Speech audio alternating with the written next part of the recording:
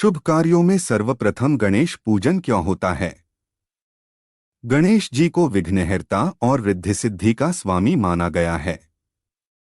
इनके स्मरण, ध्यान, जप और पूजन से समस्त कामनाओं की पूर्ति होती है। ये बुद्धि के अधिष्ठाता, साक्षात प्रणव स्वरूप और शीघ्र प्रसन्न होने वाले देवता हैं।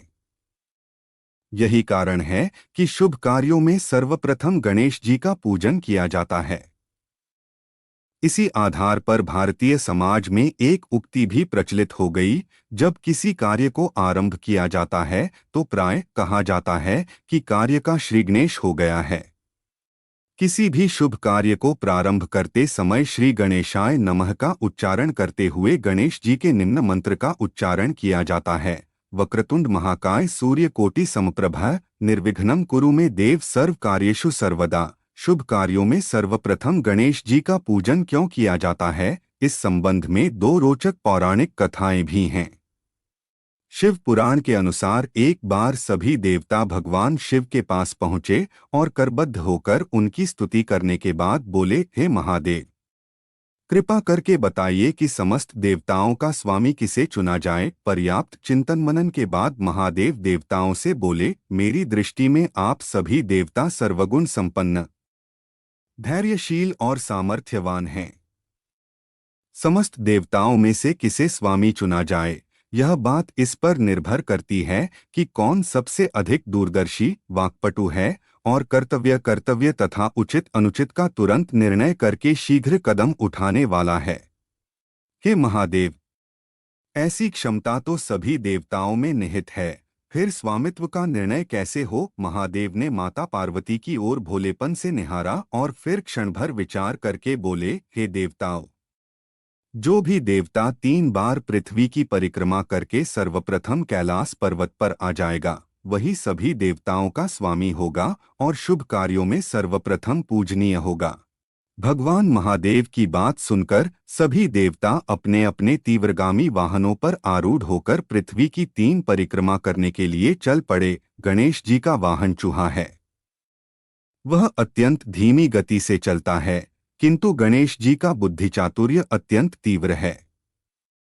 कुछ क्षण सोच विचार करने के बाद गणेश जी अपने वाहन चूहे पर सवार हो गए और पास बैठे भगवान शिव तथा माता पार्वती की परिक्रमा करने लगे।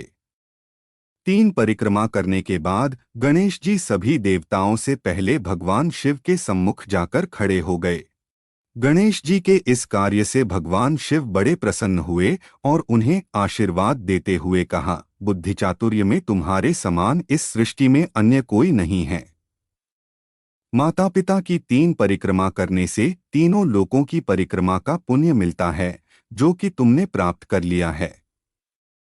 अतएव तुम ही सब देवताओं के स्वामी और शुभ कार्यों में सर्वप्रथम पूजनीय होगे।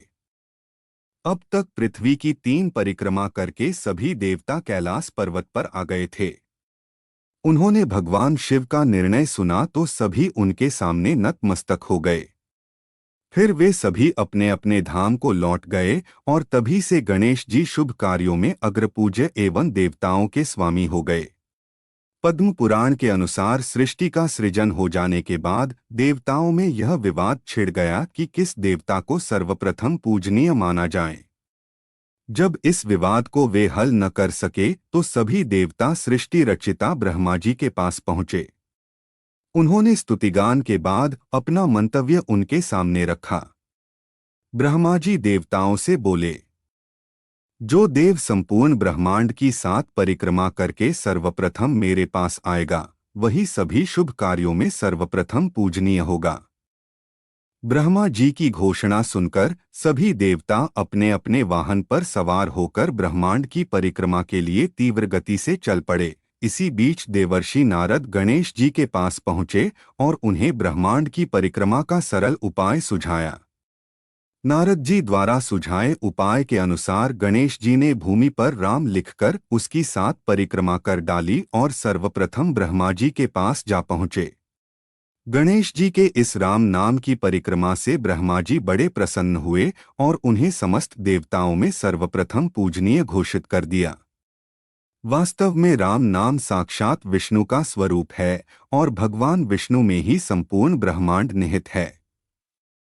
इसी कारण राम नाम की परिक्रमा से गणेश जी को ब्रह्मांड की परिक्रमा का फल प्राप्त हुआ और वे सभी देवताओं के स्वामी भी कहलाए। आपको जानकारी अच्छी लगी हो तो वीडियो को लाइक और चैनल को सब्सक्राइब करें। धन्यवाद।